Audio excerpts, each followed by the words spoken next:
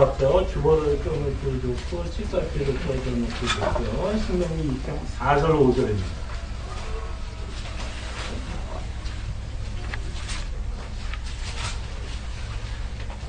신명기 2장 4절 5절.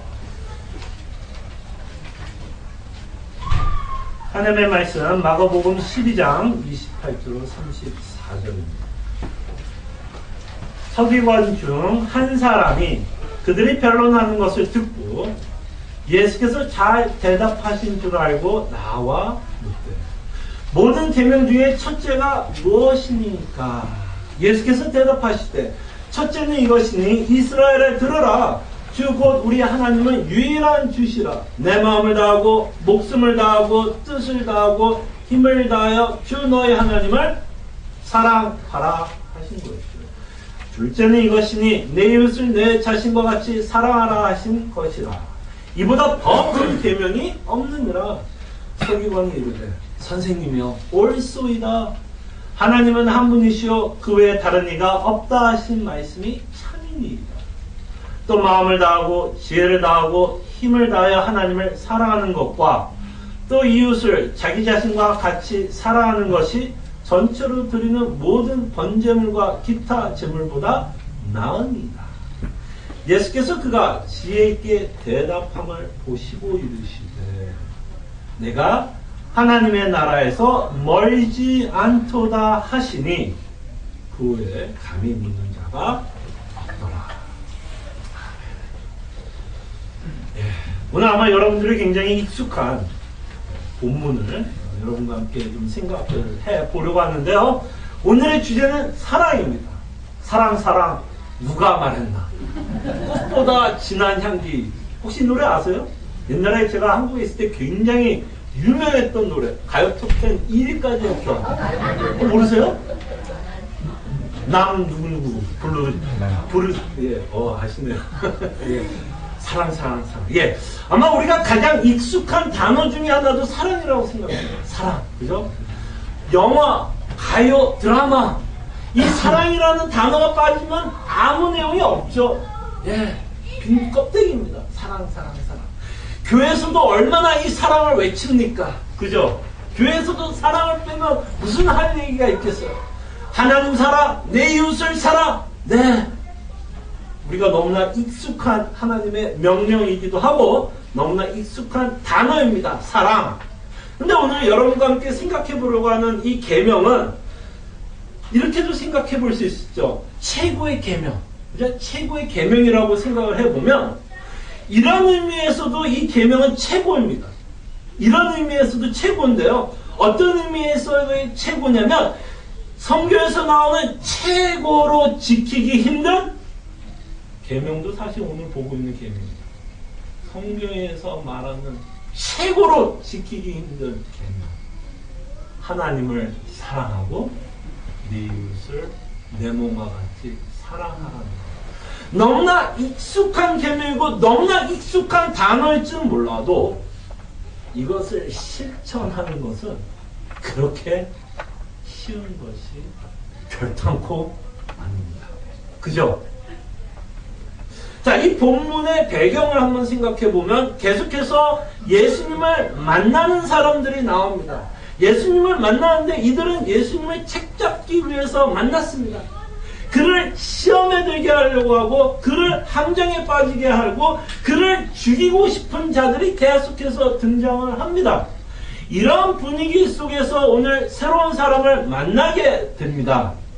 근데 오늘 본문이 좀 특이한 것은 우리가 만나고 있는 사람은 조금 예수님에 대해서 좀 긍정적인 모습을 보여주는 것 같아요. 예수님이 가리키는 거에 긍정적으로 대답하는 것을 보게 됩니다.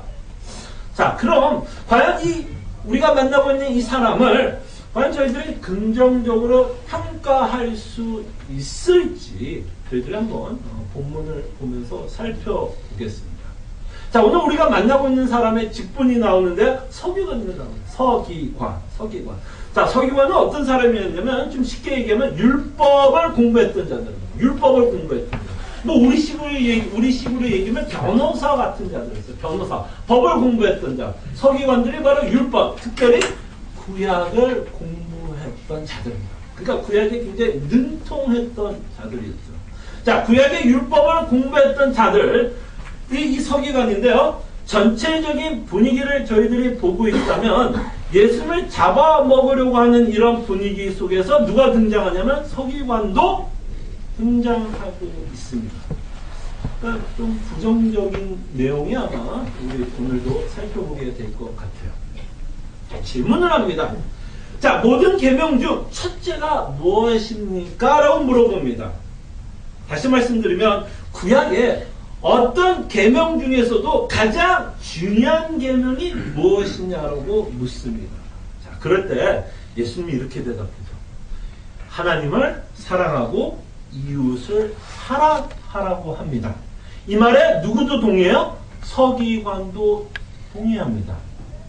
자, 이 서기관도 긍정적인 모습을 보이는 것 같지만 분명 예수님을 공경에 빠뜨리기 위해서 이렇게 질문을 하고 있다면 과연 이 서기관도 예수님에게 이렇게 질문하는 거에는 어떤 함정이 있을까? 어떤 함정이 있을까? 무엇을 시험하고 있을까라는 생각을 저희들이 하게 됩니다.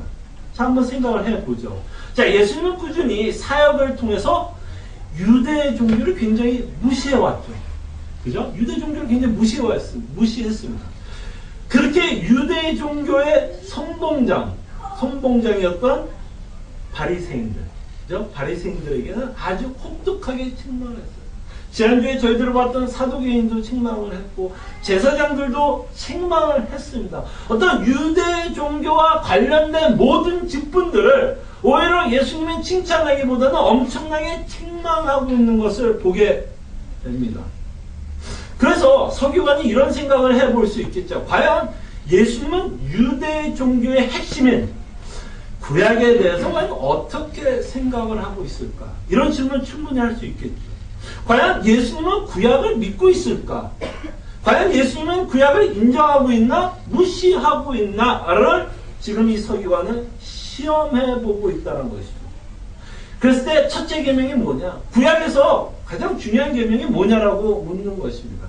그럴 때 예수님은 신명기와 레위기에서 나오고 있는 내용을 가지고 인용하면서 이들의 질문에 답을 합니다.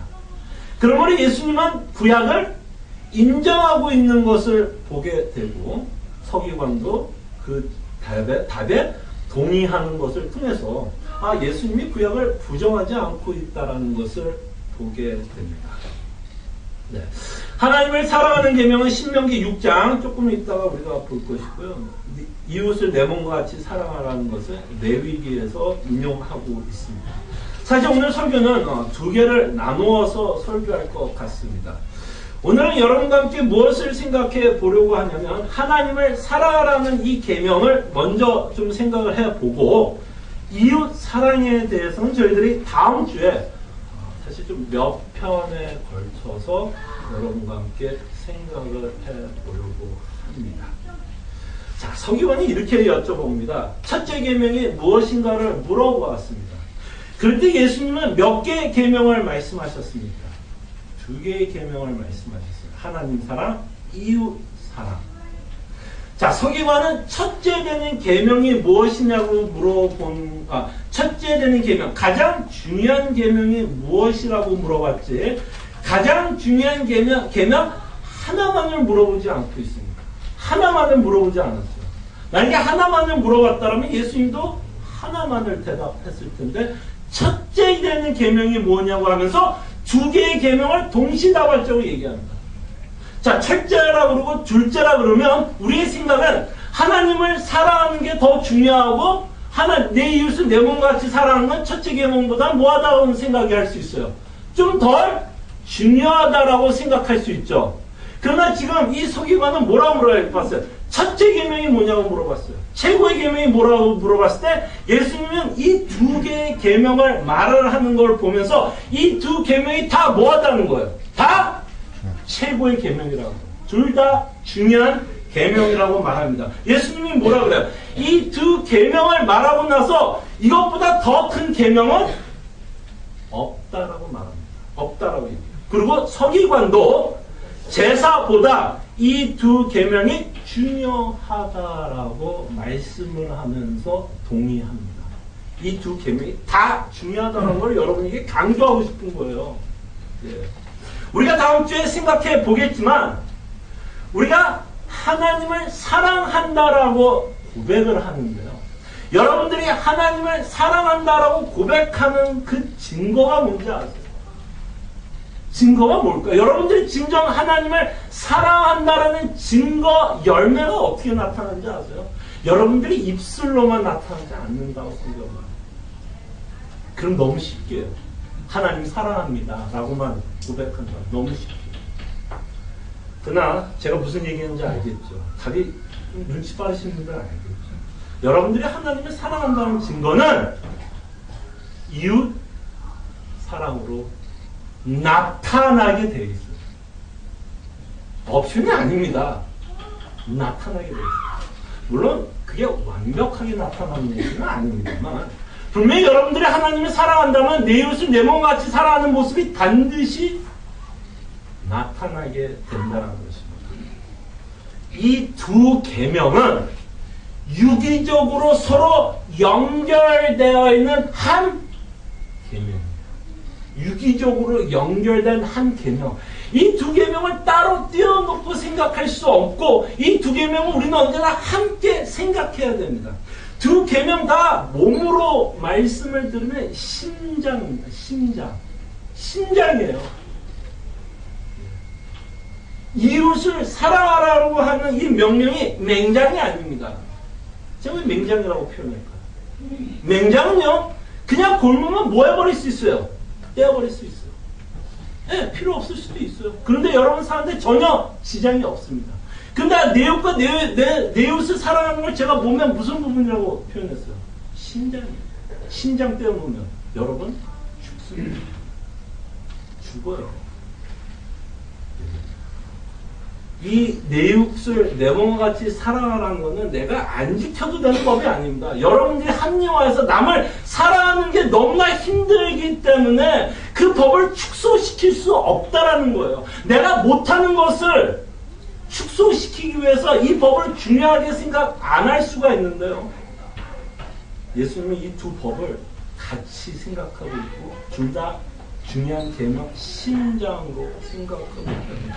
따로 떼어놓고 생각할 수 없는 연합된 계명인 것을 기억해 주시고 이웃사랑은 다음 주 여러분 드라마의 끝에 하면 뭐라 나오죠? 다음 주 수요일날 9시 55분에 되어가지고 주일날 9시 11시에 뵙겠습니다. 이웃사랑은 다음 주에 생각해 보기로 하고요. 오늘은 여러분과 함께 말씀드린 것처럼 하나님의 사랑 시간상 나누는 거예요. 같이 생각해야 되는데 시간상 때문에 따로 생각을 하는 것뿐입니다.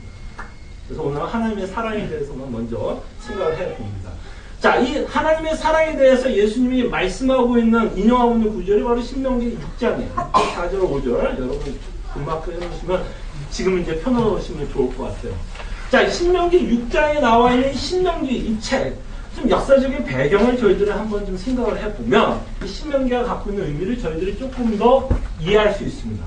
자, 신명기 역사적인 배경을 한번 생각해보면, 하나님이 이스라엘을 출애굽시키고 나서 광야에서 하나님의 백성으로서 가나안에 들어갈 때 너희들이 어떻게 살아야 할지에 대한 명령이 적혀있는 책이 신명기입니다. 새로운 법이라는 거예요.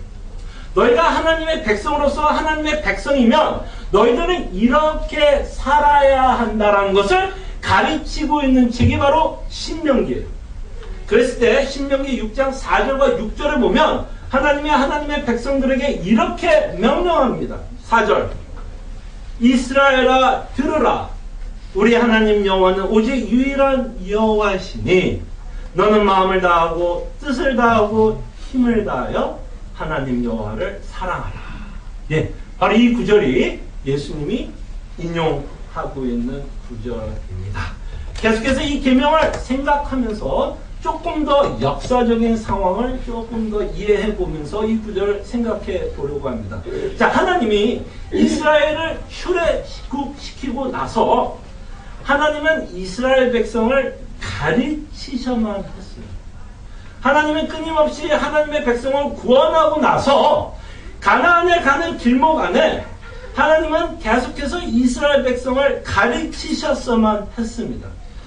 먼저 하나님은 이스라엘 백성에게 무엇을 가르치기를 원했냐면 누가 너희를 구원했는가를 가르치려고 합니다.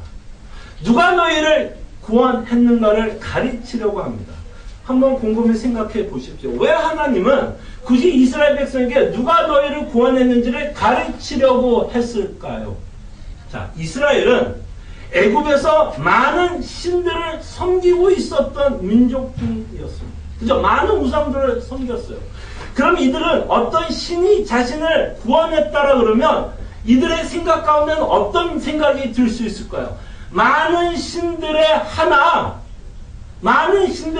그 여호와라고 하는 그 신도 그 자신들이 믿었던 많은 신들의 하나가 우리를 구원했구나라고 생각할 수 있겠죠. 그래서 첫째로 아니다, 내가 누구인지를 이 이스라엘 백성들에게 반드시 가르쳤어야 했어요. 그랬을 때 내가 너희들이 믿었던 많은 신들과 구별되고 있다는 것을 가르쳤어야만 됐어요.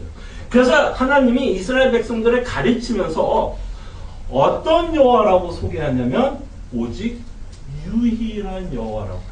유일한. 왜 유일한이라는 단어를 쓸까? 아니, 하나님이 한 분이라면 그냥 내가 하나님이다라고 얘기하면 끝나는 거 아니야. 왜 굳이 하나님은 이스라엘 백성에게 유일한 여호와 하나님이라고 하면서 유일하다, 내가 유일하다라는 말을 했을까요? 왜? 이들에게는 수많은 우상들이 있었기 때문에 하나님은 너희들이 믿고 있는 그 많은 우상들과 구분되는 유일한 하나님, 유일한 하나님이다. 이 말은 뭐예요? 다른 신은 없다라는 얘기예요. 다른 신은 없다라고 얘기합니다. 자, 여기서 유일한 하나님이라고 우리에게 소개하고 있는 이 구절을 통해서 그 유명한, 여러분들이 굉장히 잘 아는 교리가 이 구절에서 인용되고 있는 걸 보게 돼요. 삼위일체의 교리가 여기서 나오는데요. 자, 우리가 삼위일체의 교리를 생각할 때 우리는 하나님을 믿는다고 표현합니다. 근데 우리가 이제 하나님이라는 단어를 쓰면 우리가 좀 헷갈릴 수가 있는 게 이 한이라고 하는 이 하나를 우리가 숫자적인 개념으로 생각을 하면 한 하나님이라고 그러면 헷갈릴 수가 있어요. 왜? 그 한 하나님이 하나라면 어떻게 성부, 성자, 성령 하나님이 세 위격이 있을 수 있어요? 라는 숫자적인 개념을 갖고 생각을 하면 이 한이라고 말하는 한 하나님이 헷갈릴 수가 있는데요. 지금 저희들이 보고 있는 이 신명기에 나와 있는 배경을 갖고 여러분들이 한 하나님이라고 생각을 하면 그 한 하나님이 갖고 있는 의미는 어떤 의미냐면 유일하다라는 의미예요. 유일한. 다른 신들은 없다. 유일한 하나님이라는 것을 우리들에게 말합니다. 하나라고 말하는 게 유일한 여호와, 유일한 하나님. 그래서 이거를 조금 풀었으면 이런 거죠. 유일한 성부 하나님, 유일한 성자 하나님, 유일한 성령 하나님. 유일하다는 거예요. 왜? 우상과 구별되기 위해서 하나님이 이 유일이라는 개념을 저희들에게 말합니다. 그래서 하나님이 이스라엘 백성에게 뭘 가르치고 싶으냐? 내가 누구냐면 유일한 하나님, 유일한 여호와로 너희들을 구원한 하나님인 것을 소개시켜드리죠.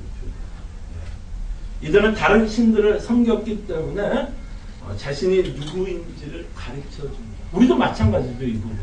우리도 유일한 하나님만을 믿고 살아가야 되는데 유일하지 않죠. 우리도 유일한 하나님이 참 많은 게 문제죠. 유일한 여호와만이 하나님이어야 되는데 유일한에 붙는 게 너무 많아요. 그걸 우리가 우상이라고 말합니다. 그래서 내가 유일한 하나님으로서 너희를 구원한 하나님이라면, 자, 이 명제를 통해서 하나님은 이스라엘 민족에게 뭘 할 수 있을까요? 만약에 내가 너희를 구원한 유일한 하나님이라면 너희들이 이제는 가나안에 들어갈 텐데 하나님이 뭐 할 수 있을까요? 명령할 수 있지 않을까요? 내가 너희를 구원한 자라면 당연히 하나님은 자신이 구원한 그 백성을 향해서 뭘 할 수 있을까요? 요구할 수 있는 거예요. 너희들은 이렇게 살아라는 것을 요구할 수 있다 없다? 당연히 있죠. 그게 너무한 건가요? 너무나 당연한 겁니다. 하나님이 여러분들이 예수 그리스도로 말미암아 구원을 하고 여러분들에게 어떤 삶을 요구하는 건 너무나 당연한 거예요, 여러분. 하나님 너무해요. 어떻게 우리 보러 이렇게 살라는 거? 아니요. 충분히 하나님은 여러분에게 이렇게 살 것을 요구할 수 있다는 것입니다. 그래서 하나님이 이제 그 십계명을 주는 대목을 보면 더 흥미로운 걸 보게 되는데, 십계명을 주면서 하나님이 이제 내가 너를 구원한 하나님인 것을 밝힙니다. 십계명을 보면 20절 2절을 보면 뭐라고 그래요? 십계명 주기 전에 분명히 밝힙니다. 나는 너를 애굽 땅 종되었던 집에서 인도하여 내 하나님 여호와다. 이 말을 왜 할까요? 왜 하나님은 이스라엘 백성에게 이 말을 하면서 십계명을 주고 있을까요? 너희들은 나로부터 엄청난 은혜와 자비와 사랑을 받은 자라는 것을 확실하게 심어놓고 그 은혜로 말미암아 너희들은 뭐 하라는 거예요? 내 계명을 지키라고 해서 하나님께서 이들에게 십계명을 줍니다. 그 십계명은 뭐예요? 곧 그 십계명을 지킴으로써 하나님께 대한 뭘 보여주는 거야? 우리의 충성심을 보여주는 거예요. 충성. 지금 하나님이 십계명을 주면서 너희들이 나에게 충성을 해야 될 텐데 과연 어떻게 충성해야 되는지에 대해서 말씀하고 있는 구절이 십계명입니다. 자, 그러면서 이제 생각을 해보고 싶은 거예요. 자, 하나님은 분명히 우리에게 충성을 요구해요. 그죠? 내가 너를 구원했다. 그럼 그 충성을 요구하는 모습이 어떤 모습으로 나타날까요? 네, 십계명을 지키는 모습으로 나타나는데 그 전에 우리의 동기는 뭘까요? 그 충성하는 모습은 바로 하나님을 사랑하는 모습으로 나타납니다. 여러분들이 하나님에 대한 충성은 어떤 식으로 나타나냐면 하나님을 사랑하는 모습으로 나타난다는 것입니다. 그래서 6장 5절에서 이런 말을 하죠. 너는 마음을 다하고 뜻을 다하고 힘을 다하여 하나님 여호와를 사랑하라. 나만을 사랑하라. 유일한 여호와 나만을 사랑할 것을 말합니다. 자, 그럴 때 뭐예요? 여기서 한 단어 하나, 좀 단어 하나를 생각하면 마음을 다하고 뜻을 다하고 힘을 다하라고 합니다. 자, 마음을 다한다는 건 뭘까? 마음을 다한다. 자, 마음은 히브리식으로 표현하면 인간의 중심이에요. 인간의 중심. 다시 말씀드리면 인간의 콜, 가치관에 관해서 말씀합니다. 지금 하나님이 이스라엘 백성에게 마음을 다하라는 얘기는 어떤 의미가 있냐면 하나님만을 가장 가치 있게 생각하는 것. 마음을 다하라. 하나님만. 내가 너희를 구원한 유일한 이 여호와 하나님만을 가장 가치 있게 생각하면서 살라는 것입니다. 말 되죠? 이건 구약에서만 가르치는 게 아니라 끊임없이 신약에서도 사도들이 계속해서 우리에게 말씀하고 있는 내용입니다. 하나님만을 가치 있게, 가장 가치 있고 가장 귀하게 생각하고 여기고 살아가라는 것입니다. 뜻을 다하여 하나님을 사랑하라고 부릅니다. 우리가 갖고 있는 모든 지식을 동원해서 하나님을 알고 하나님이 얼마나 우리를 사랑하고 있으며 하나님이 얼마나 우리에게 은혜를 베풀고 있는 그 하나님을 뜻을 다하여 그 하나님을 더욱더 알기를 하나님은 우리에게 요구하십니다. 그리고 마지막으로 신명기에서 마지막 힘을 다하여 사랑하라고 합니다. 힘을 다하여. 여기는 뭐가 들어가요? 여러분들의 뭐가 들어가요? 하나님을 사랑하기 위해서는 여러분들의 뭐가 들어간다는 거예요? 노력이 들어갑니다. 여러분, 이게 신앙생활 하면서 우리가 놓치는 게 있는데 신앙생활은 결단코 자연스럽지도 않고 자동적이지도 않아요. 여러분들은 자연스럽고 자동적으로 냅두면 우리는 죄만 짓습니다. 우리는 가만히 있으면 죄만 지어요. 그게 자연스럽고 자동적이에요. 근데 하나님이 뭐라 그러면 힘을 다해요. 뭐 하라는 거예요? 노력하라는 거예요. 여러분들이 뭐가 들어간다는 거예요? 의지가 들어가는 거예요. 의지가. 자, 우리가 21세기 미국에 살면서 사랑의 개념을 너무나 잘못되게 생각을 하는데요. 21세기의 사랑의 개념은 감정적인 사랑입니다. 미국도 그렇고 한국도 그렇고 이 사랑을 감정적으로 만들어버렸어요. 사랑할 만한 감정이 생겨야만 우리는 사랑할 수 있게끔 우리가 너무나 그런 영향을 받았어요. 내가 사랑하는 감정이 안 생기면 저 사람을 별로 사랑하고 싶은 마음이 안 생겨요. 그렇게 우리는 죄인을 받았어요. 그래서 내 감정이 우리의 모든 우리의 삶의 우선순위가 되어버렸어요. 감정이. 내 감정이 저 사람이 싫으면 난 저 사람 사랑 안 해도 돼. 저 사람이 내 감정을 상하게 하면 나는 저 사람 사랑하지 않고 이에는 이, 눈에는 눈. It's all about feeling이 되어버렸어요. 감정. 그러니까 성경은요, 감정적인 것들 무시하지는 않지만 이 사랑을 이야기할 땐 굉장히 의지적인 걸 말합니다. 감정이 쫓아오지 않더라고요. 내 마음이 상해도 성경은 뭐 하라는 거야? 의지를 갖고 쳐서 복종시키는 힘을 다. 그리고 이 컨텍스트에서 보면 뭐야? 계속해서 이들은 뭘 섬기고 싶었어요? 우상을 섬기고 싶어요. 우리도 끊임없이 우상 섬기고 싶죠. 유일한 하나님이 너무 많다고 얘기했잖아요. 우리는. 유일한 하나님이 너무 많아요. 우리에게 행복을 주는 유일한 하나님이 너무 많아요. 거기에는 돈도 들어가요. 달러. 거기에는 자녀도 들어가요. 자녀가 그게 나쁘다는 얘기는 아닙니다. 근데 문제는 하나님이 주시는 기쁨과 그 모든 우상이 동급이 되는 게 문제예요, 여러분. 동급. 자녀가 주는 기쁨이나 하나님이 주는 기쁨이 동급이면 그게 문제라는 거예요, 제 얘기는. 그거를 무시하라는 게 아닙니다. 달러가 주는 기쁨과 하나님이 주는 기쁨이 동급이기 때문에 그게 문제라는 거예요. 그래서 하나님은 우리에게 말하는데 의지적으로 힘을 다하고 우상을 섬기는 게 아니라 나에게만 충성을 다하자. 이렇게 얘기할 수 있는 권한이 있어요, 없어요? 있어요. 왜? 구원이 됐다. 그리고 이것을 성경에서 가장 행복한 거라 그래요, 여러분. 우리는 이게 안 믿어지니까 문제예요. 이게 안 믿어지니까 다른 것으로 계속해서 우리의 기쁨, 행복, 만족을 찾으려고 그러는 겁니다. 이게 믿어지면 왜 다른 걸 찾아요? 이게 안 믿어지니까 하나님 있는 게 가장 행복하고 하나님의 뜻대로 사는 게 가장 행복하라는 게 내 마음에 와닿지 않기 때문에 우리는 끊임없이 다른 것들을 찾으려고 합니다.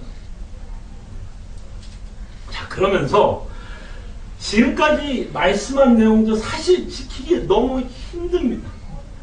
마음을 다해서 의지적인 사랑, 우상을 버리는 것 쉽지 않아요.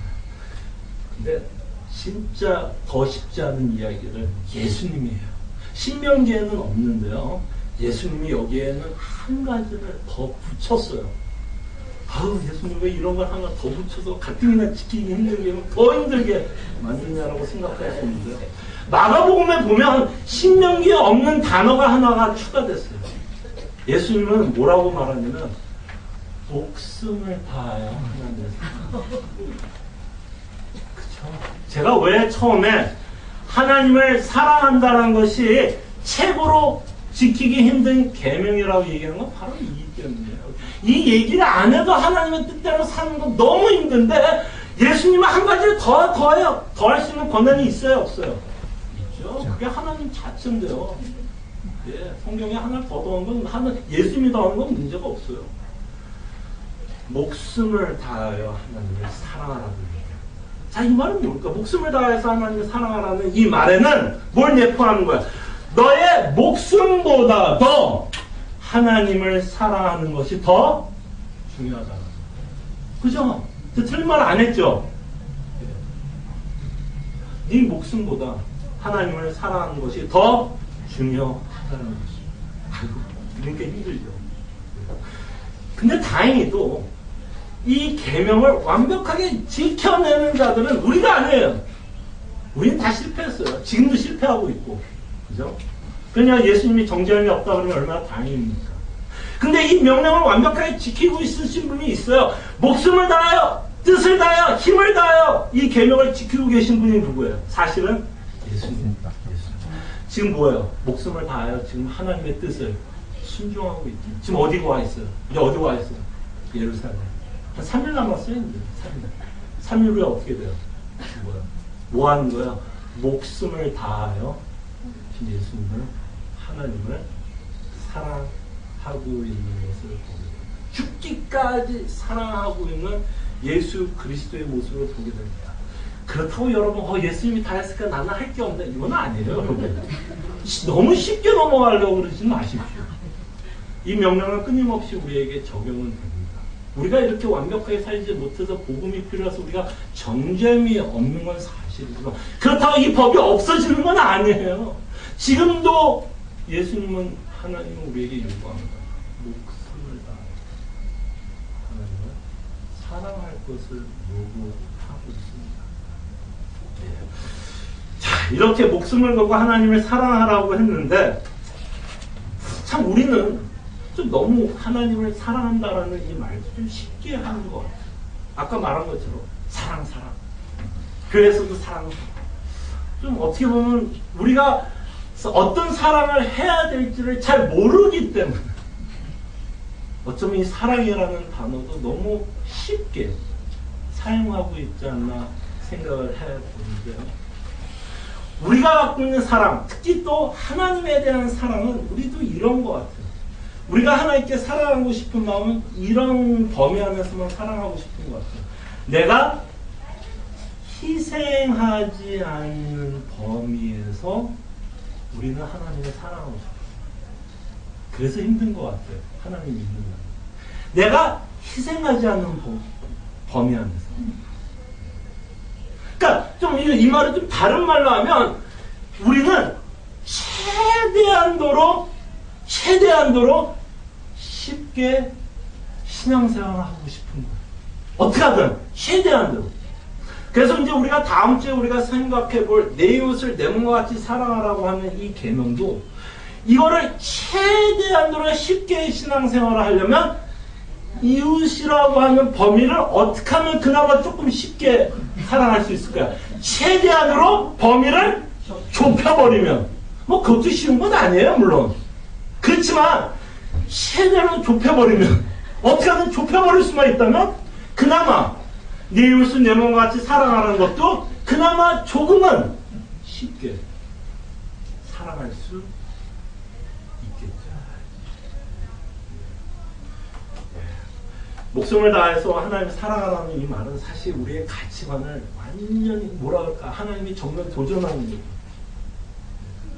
참 불편해요, 사실.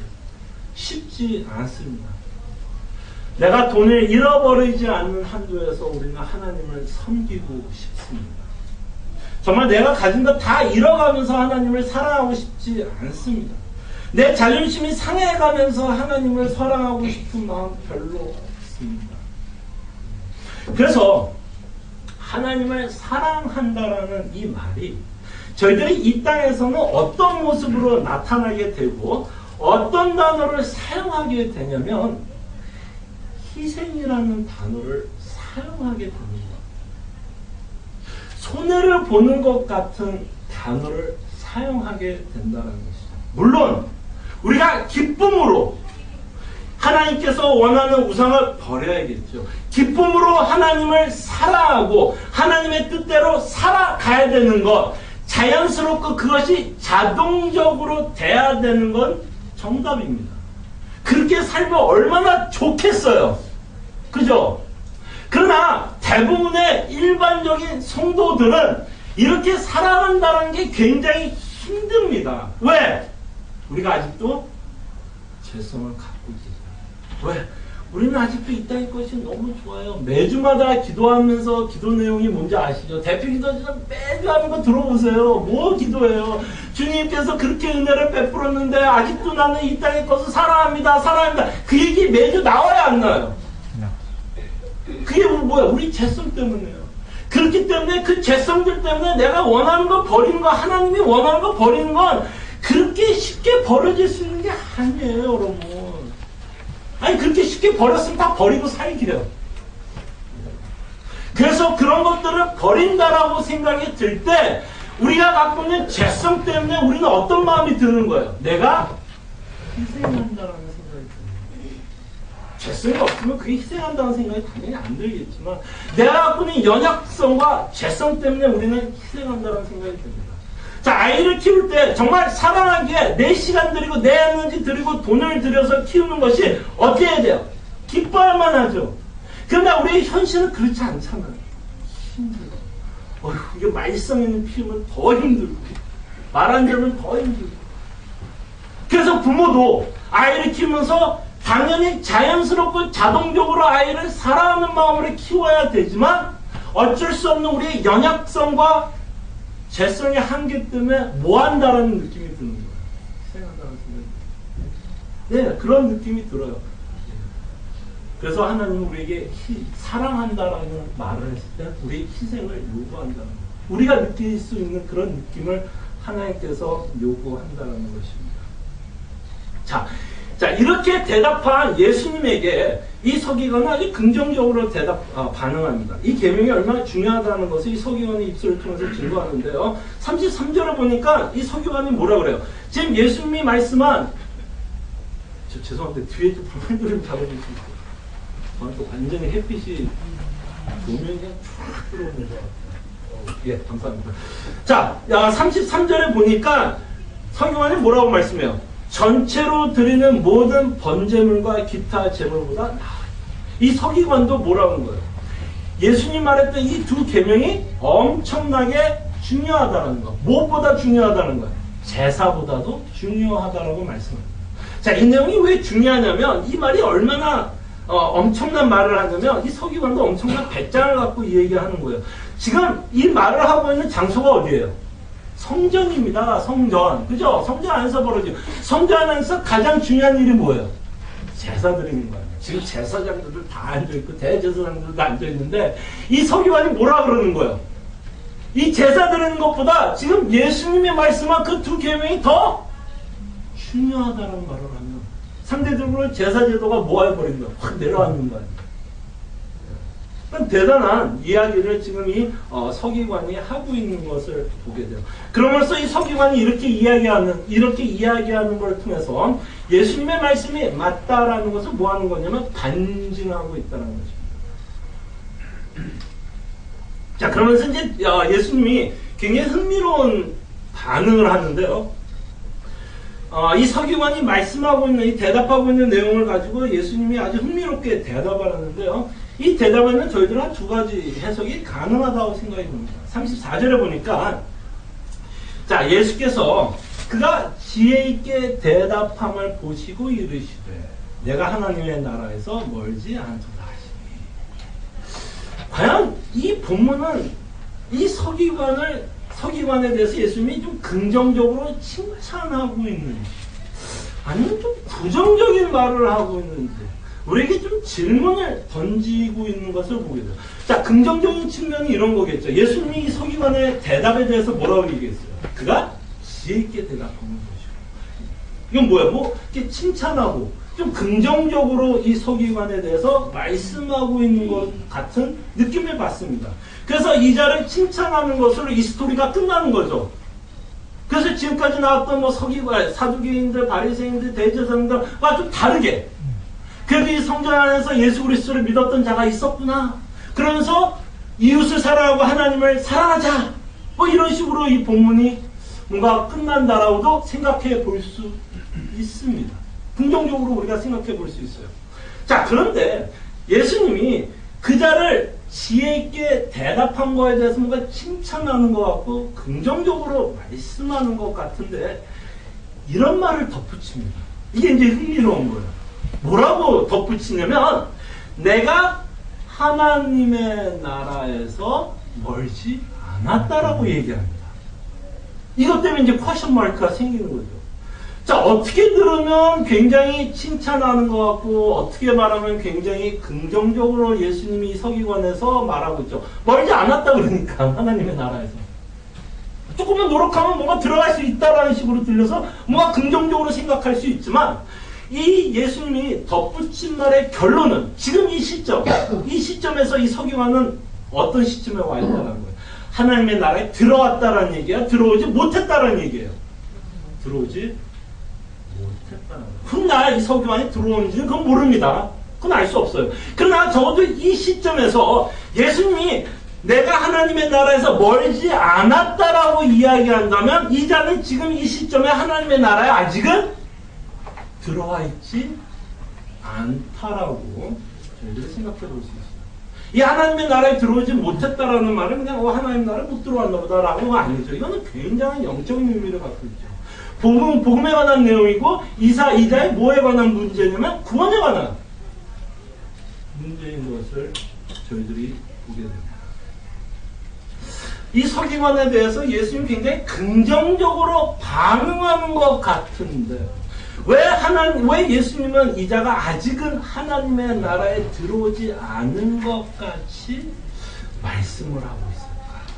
라는 질문을 저희들이 마지막으로 생각을 해보게 됩니다. 그래서 예수님이 이 마지막에 이 서기관에 관해서 말하는 걸 보면 이런 것을 충분히 우리가 생각해 볼 수 있다. Not good enough. 뭔가 부족하지 않았어. 너가 대답은 참 잘했는데 not good enough. 뭔가 완전하게 충분하지 않았다라는 것은 저희들이 이렇게 예수님이 결론을 짓는 거 보면서 생각해 볼 수 있다는 것입니다. 자, 그럼 우리가 이 서기관에 대해서 저희들이 좀 어떻게 생각해 볼 수 있을까? 바르게 정답을 외친 것 같고 말하는 것 같은데도 왜 예수님은 굳이 이 자가 하나님의 나라에 아직 들어와 있지 않다는 식으로 말씀하고 있는지를 저희들이 한번 좀 생각을 해 보려고 합니다. 자, 이 내용을 여러분과 함께 좀 이해하기 위해서는 신약에서 가르치고 있는 가르침을 저희들이 좀 전체적으로 좀 생각을 해봐야 돼요. 그러니까 마가복음만 여러분 보는 게 아니라 좀 신약 전체에 흐르고 있는 논리를 여러분과 함께 생각을 해보면서 이 서기관에 대해서 좀 먼저 생각을 해보려고 합니다. 자, 예수님은 분명 믿는 자들에게, 이 제자들에게 하나님을 사랑할 것을 당부하십니다. 그죠? 하나님을 사랑할 것을 당부합니다. 자, 그런데 이 사랑을 당부하고 있지만 이 사랑을 누가 먼저 보여줬느라고 성경을 말씀하고 있느냐면 요한이 이렇게 대답합니다. 우리가 사랑함은 그가 먼저 우리를 사랑하였습니다. 만약에 이 말을 풀면 우리가 예수님이 지금 계명 중에 하나님을 사랑하라는 계명을 저희들이 지키고 있다면 무엇 때문에 우리가 이것을 지키고 있다라고 생각할 수 있어요? 하나님이 먼저 우리에게 사랑을 보이셨기 때문에, 먼저 하나님이 우리에게 은혜를 베풀었기 때문에 우리도 하나님을 사랑한다라고 생각할 수 있습니다. 이건 신약 전체의 논리예요. 우리가 하나님을 사랑하는 건 우리 의지적으로 사랑하는 게 왜 그렇게 사랑하냐면 하나님이 먼저 우리에게 은혜를 베풀었기 때문에, 사랑을 베풀었기 때문에 그 은혜 때문에 하나님을 사랑한다라고 성경은 우리에게 누누이 말합니다. 그런데 다시 말씀드리면 예수님이 하나님을 사랑하기 위해서는 하나님의 사랑을 우리가 먼저 뭐 해야 될까요? 알아야 된다는 얘기예요, 사실. 이 계명을 지키기 위해서는, 하나님을 사랑하기 위해서는 하나님이 먼저 우리를 사랑했다라는 것을 먼저 알아야 돼요. 죄송합니다. 이 논리가 굉장히 긴데요. 알고 보면 간단해요. 자, 근데 조금만 열심히 쫓아오세요. 자, 그럴 때 요한은 계속해서 이렇게 말해요. 그 먼저 사랑이 어떻게 나타났냐, 이거. 먼저 그 사랑이 어떻게 나타났냐. 요한은 뭐라 그러냐면 예수님을 통해서 그 사랑이 먼저 나타났다고 얘기해요. 예수님을 통해서. 하나님의 사랑이 먼저 나타났다 그러면서 그 하나님의 먼저 사랑이 어떻게 나타났냐. 예수님을 통해서 나타났다. 그럼 조금 더 구체적으로 말씀을 드리면 예수님의 무엇을 통해서 그 먼저 사랑이 나타났어요? 바로 십자가를 통해서. 요한은 계속 말합니다. 그 십자가를 통해서 하나님의 사랑이 나타났다라고 말씀하고 있습니다. 그럼 이 모든 것을 짬뽕에서 믹스업해서 생각을 해보면 우리가 하나님을 사랑하기 위해서는 무엇을 알아야 하나님을 사랑할 수 있다는 얘기예요? 예수님을 아는 것은 물론이고 예수님의 무엇을 이해해요? 십자가를 이해해요. 그 예수님의 십자가를 이해하지 않고서는 결탄코 하나님을 사랑할 수 없다라는 결론이 나옵니다. 자, 이거를 잘 머리에 담아두시고 계속 좀 생각을 해봅니다. 자, 만약에 지금 마가복음이 적고 있는 분위기를 이해하고 있다면 아마도 이 서기관은 구약의 단편적인 지식을 갖고 있었을지는 모르겠습니다. 그 단편적인 지식이 뭐예요? 하나님을 사랑해야 된다라는 계명과 내 이웃을 내 몸과 같이 사랑해야 된다라는 계명은 알고 있었는지는 모르겠습니다. 구약을 읽어보면 뭐 히브리어를 읽을 수 있으면 그 정도는 충분히 이해할 수 있지 않을까요? 그런데 요한일서와 신약이 나오는 전체적인 내용을 보면 하나님의 사랑은 결국 어디에서 발견돼요? 구약에서 문자로 통해서 발견되는 게 아니에요. 성경은 누누이 말합니다. 십자가에서 발견된다라고 말합니다. 사도 바울이 말씀한 것처럼 로마서 5장 8절에 나온 것처럼 하나님의 사랑, 그 먼저 된 사랑을 어디에서 확증했다고 그래요? 예수 그리스도가 죽음으로써 그 십자가를 통해서 하나님의 사랑을 안다라고 얘기합니다. 자, 그러기에 예수님은 이 서기관에게 이런 식으로 말씀하는 것 수도 있습니다. 너는 어떤 지식을 갖고 있었는지는 몰라도 어떤 단편적으로 구약에 나와 있는 계명은 알고 있었는지는 몰라도 너가 십자가를 이해하지 못한다면, 다시 말하면 내가 지금 하고 있는 사역을 너가 이해하지 못한다면 결국에는 뭘 몰라요? 하나님의 사랑도 알 수 없다는 것이고, 그 십자가를 통한 하나님의 사랑을 알지 못한다면 마음을 다해, 목숨을 다해, 뜻을 다해 너는 결탄코 하나님을 사랑할 수 없다라는 이야기가 됩니다. 그러기에 예수님이 서기관에 대해서 하나님의 나라에 멀지 않았다라는 어떤 긍정적인 것으로 우리가 생각할 수 있지만, 이 내용을 통해서 우리가 내릴 수 있는 결론은 비록 지식은 갖고 있었을지는 모르겠어요. 이 서기관은 뭔가를 알고 있었을지는 몰라도 not good enough. 하나님의 나라에 들어오기에는 아직 부족하다는 것을 보게 됩니다. 그러므로 예수님은 뭘 강조하고 싶으냐? 다시 한번 자신의 사역, 십자가를 강조하고 있는 것을 보게 됩니다. 하나님을 사랑하라는 이 말에는 먼저 십자가를 바라보라는 거예요. 지금 예수님이 하고 있는 사역을 제대로 이해하고 깨달을 것을 예수님이 당부하고 있습니다. 그리고 이 십자가를 바라보아야만 하나님을 내 마음을 다해, 뜻을 다해, 목숨을 다해 사랑할 수도 있고, 이 십자가를 바라보아야만 다음 주부터 몇 주 동안 여러분과 함께 생각할 이웃도 사랑할 수 있습니다. 이 십자가를 바라보지 못하면 우리는 언제나 감정적인 사람밖에 못해요. 이해님이, 이누님은 누가 나한테 잘해주면 그 사람한테 잘해주고, 그 사람이 나한테 못해주면 나도 못해주고, 언제나 조건부입니다. 우리는 언제나 조건부로 갈 수밖에 없어요. 사람이 치이면 사람 싫어할 수밖에 없어요. 내 이웃은 내 몸과 같이 사랑하기 위해서는 절대적으로 여러분들이 전제를 가져야 돼요. 십자가입니다. 이 십자가의 사랑이 이해되어야만, 왜 성경은 내 이웃을 내 몸과 같이 사랑하라고 말씀하고 있는지를 이해하게 되고, 이 둘째 계명을 우리가 축소화하지 않습니다. 내가 못하기 때문에 이거를 축소화시키고 합리화하고 정당하지 않는다.